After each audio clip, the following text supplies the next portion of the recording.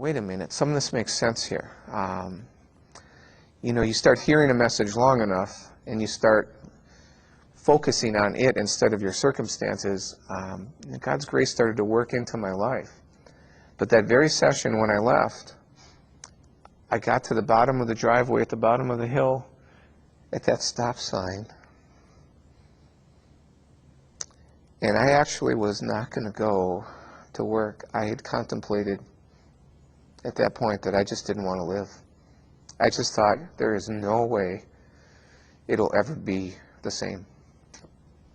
I finally got over by work. I stopped at a parking lot, and I just sat there crying out.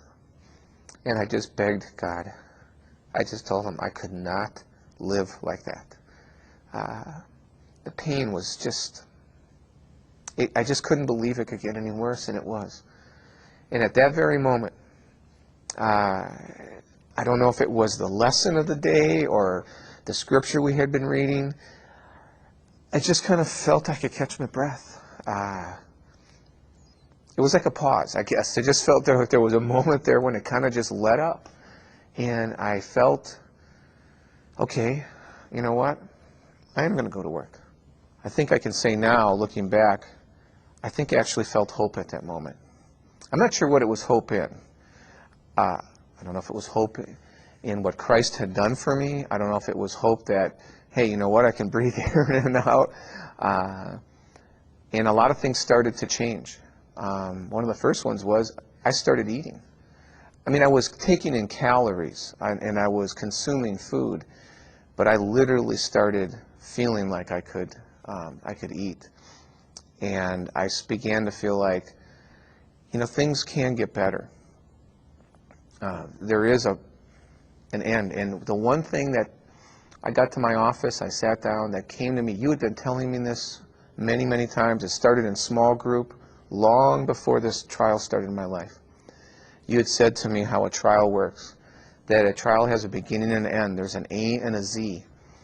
And that moment, when I started to think about that, it occurred to me that that was true, that this was going to have an end, that there would be a Z. I didn't know where I was along this path. I didn't know if I was still back by, C, D, or E, or I was up at W, X, Y, but I knew that somewhere there would be an end to this. And I believed it. And because of His grace, I suddenly thought, I can trust in this. At that point, I just felt like I squared up back to the Lord. He was over here somewhere. He was always there. He had never left me. Oh, I had felt like He had, and I felt abandoned. But at that very moment, that is where I squared up, and I just said, I am ready now to understand. I'm ready for Him to teach me. I'm ready to learn what it is that this suffering was to bring to me. It suddenly became clear to me that everything I had understood biblically about suffering was true, that this had a purpose in my life. And the love I was receiving in my counseling was bringing it out to me. As I mentioned earlier, control, my questions in my faith and the sovereignty of God, all these things were just suddenly spilled out. And I realized, and I think I could smile and say, God, there's actually joy in this. And the joy of knowing that He loves me so much that He was willing to take me to this point, a point to where I couldn't go any further. He knew where that point was. I didn't. I thought I was going right off the edge. But it was obedience. It was time to obey. It was time to trust. We all have an emotional and physical reaction when those things happen.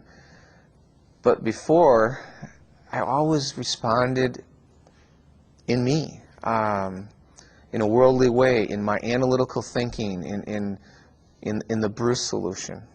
And now, when that first wave hits you and you catch your breath, I don't do that anymore. The first thing I do is I just pause and I listen and I wait for Him. If necessary, if I can, I'll pray. If I have to, I'll go to my car. I'll close my office door.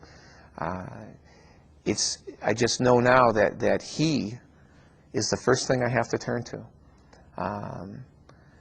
And that even at sometimes when it happens and I don't necessarily feel like I want to do that, I just know that it provides for me. He will provide for me everything I need by just simply asking.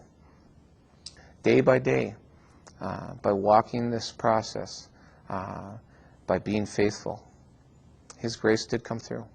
So there is hope. There is absolutely hope. I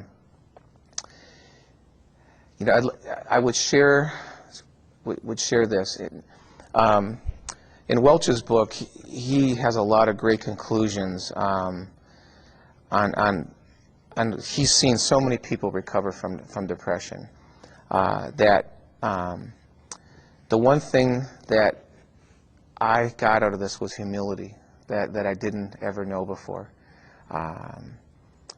The humbleness that came to me in this actually allowed me to feel things I couldn't feel before.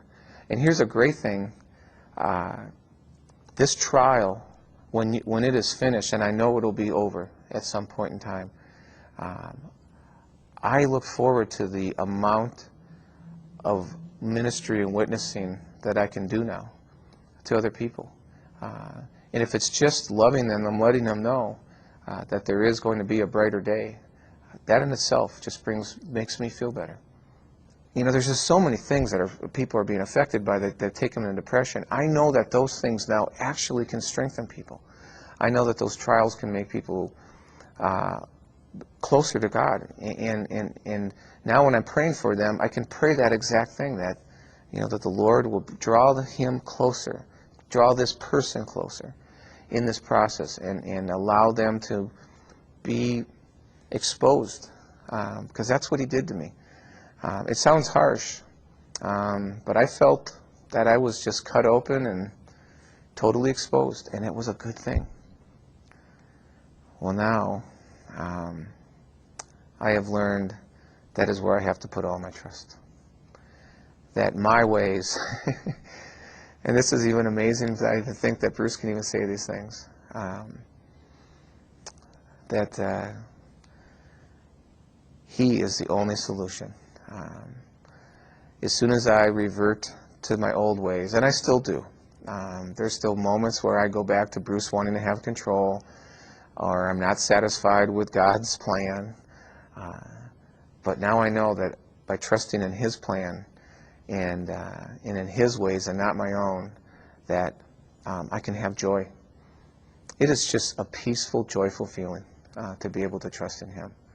It just gives you a great comfort.